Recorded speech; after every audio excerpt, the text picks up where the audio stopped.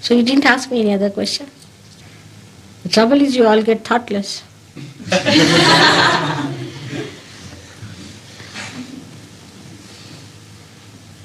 No question? Fine. At least ask how to perform the puja or something. Can you explain Nira-Anand a little bit? Huh? Can you talk about Nira-Anand? Nirananda. You see, you can only describe it. You cannot explain.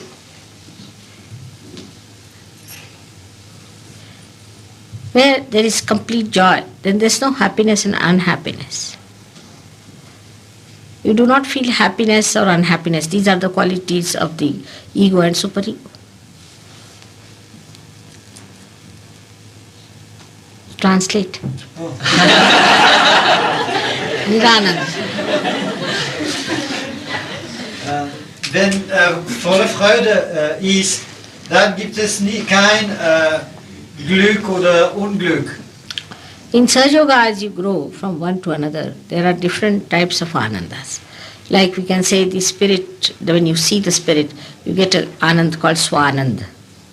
That means you feel your spirit, yourself, and you feel very happy.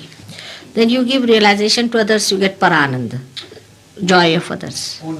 But when you get the enjoyment of well-being in health, and materially all right, and everything in santosha, in complete satisfaction, then it's Brahma-Anand. And like that, you start feeling higher and higher joys within yourself. Because your nerves start opening to new dimensions. So you can say that at the Krishna level you get Krishna-Anand, where you get the sweetness, the madhurya. And when you see your generosity, then you get Siva-Anand. And when you be with children, you get Ganesha-Anand. And that can be described. All those can be described. But Nira-Anand cannot be described because it's Mahamaya's joy. All these joys put together is Nira-Anand. So there is no place for ego and superego at all. The complete Sahasrara is opened out, and nothing but the complete rapport is established with the divine, and there is a pouring of light all the time in the head and the light going back. That you have seen in my photo. As if the Sahasrara becomes like a sucking child from the universal mother, sucking the joy inside, and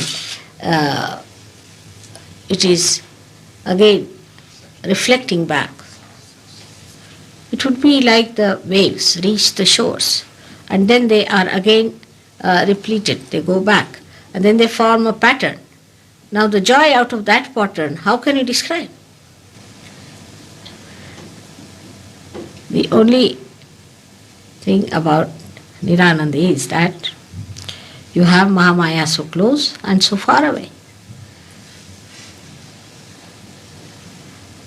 That's the speciality. Complete thought. Silence then, complete silence. You don't think. Just silence. You cannot put into words anymore. Because the words break with the force of the Anand. They cannot hold it. All right? Now explain. How you are feeling, you better explain now.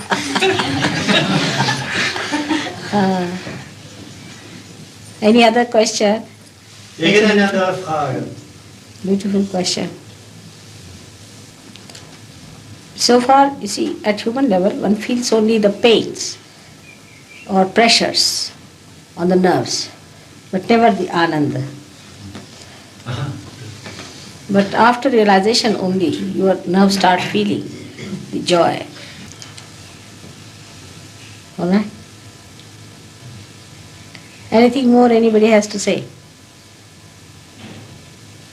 So, irgendjemand eine andere Frage hat, so wir schreiben das in Ihre Zimmer. Yes, Ganesh. Huh? What did you say? I asked whether anybody would have a question unless you would go in your room. Yeah.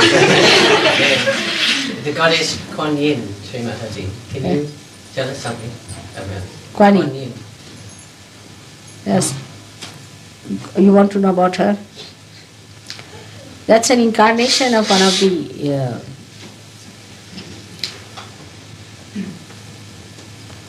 in the Chinese mythology you find the incarnation described of Quan Yee.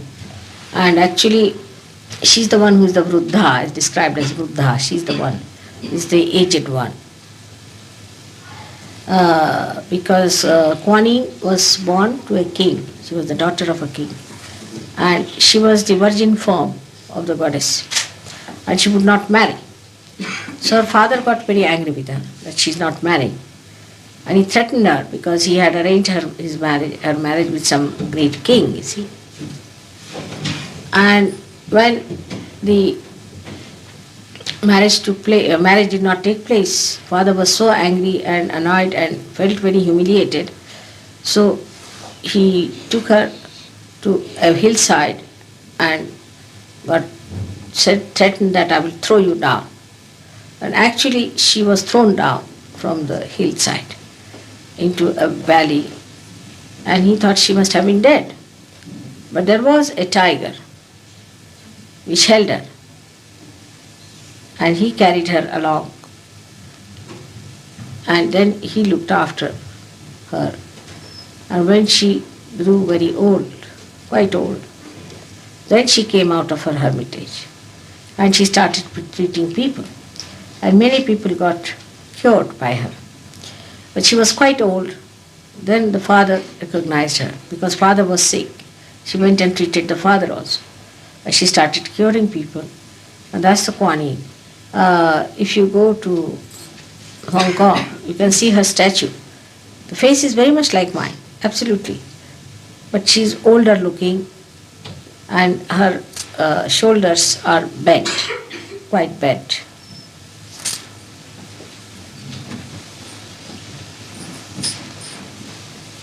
But she came much before Christ. And the Buddhist felt that people won't give her up because she was so much regarded as the mother of mercy. So they included her in the Buddha thing. You don't need translation?